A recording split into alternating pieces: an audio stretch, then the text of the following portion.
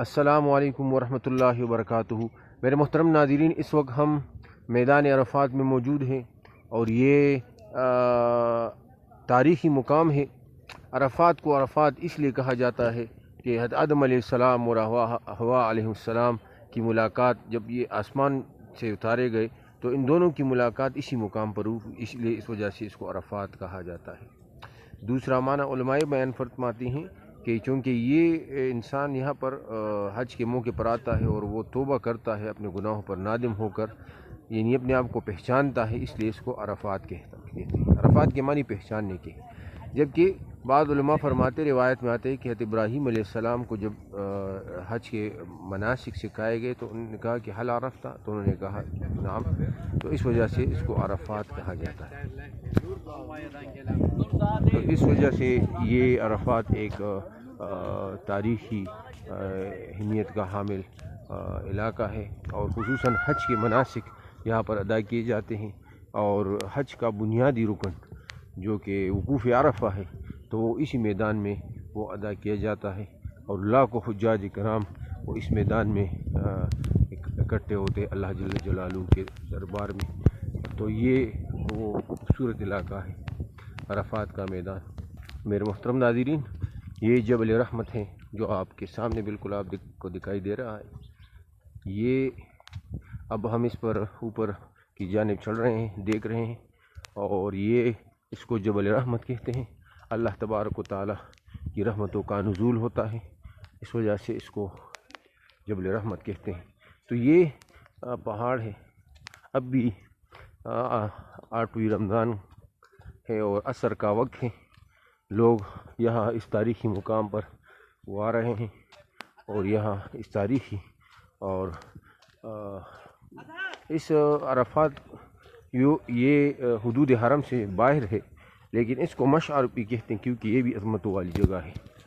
تو آج آپ کو اپنے دوست احباب کو، ناظرین کو عرفات کے میدان اور اس کے ارد گرد علاقے کا نظارہ کرتے ہیں، آپ اس کی زیارت کریں۔ یہ ارد گرد علاقہ ہے جبل رحمت کے۔ محترم ناظرین، اس وقت ہم جبل رحمت کے اوپر پہاڑ پر آئے ہیں۔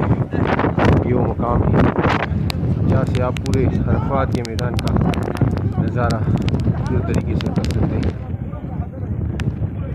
لاکھوں حجاج اس جبل رحمت پر اور اس کے ارد گرد میدان میں اکٹھے ہوتے ہیں اور اللہ کے حضور اپنے گناہوں کو طائب ہوتے ہیں۔ یہ وہ خوبصورت مقام ہے جہاں انسان کی بخشش کی جاتی ہے۔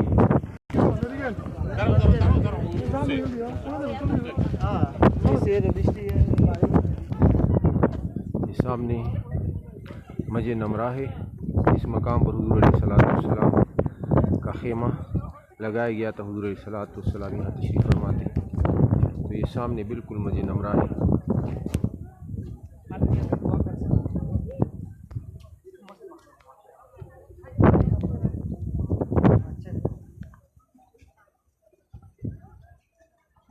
وسیع و عریض میدان عرفات۔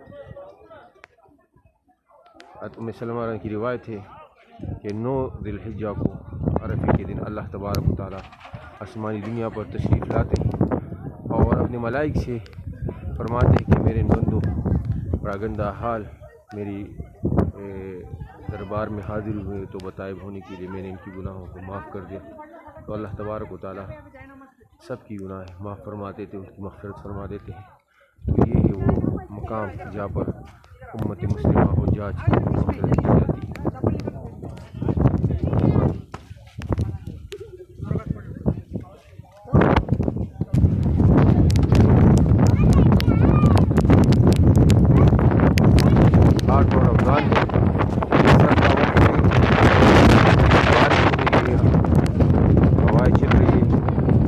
ماحول ہے اور سینکڑوں لوگ یہاں پر آئے ہوئے ہیں، معتمرین زائرین جو کی ادائیگی کے لیے آئے ہیں، تو یہاں عرفات کے میدان پر بھی آتے ہیں۔ آپ ان کے دیکھ سکتے ہیں پورا علاقہ میدان عرفات کا، ماشاء اللہ۔ اللہ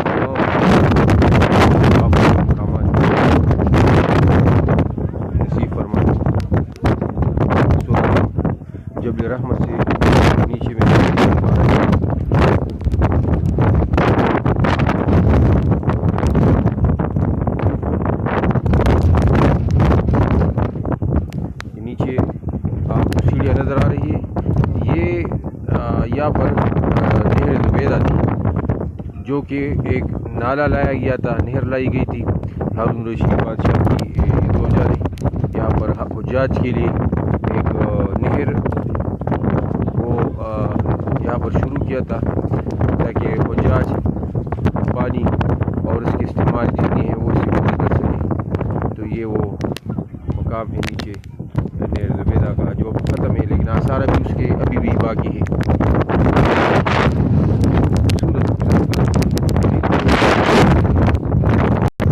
آپ یہاں سے جبل رحمت کا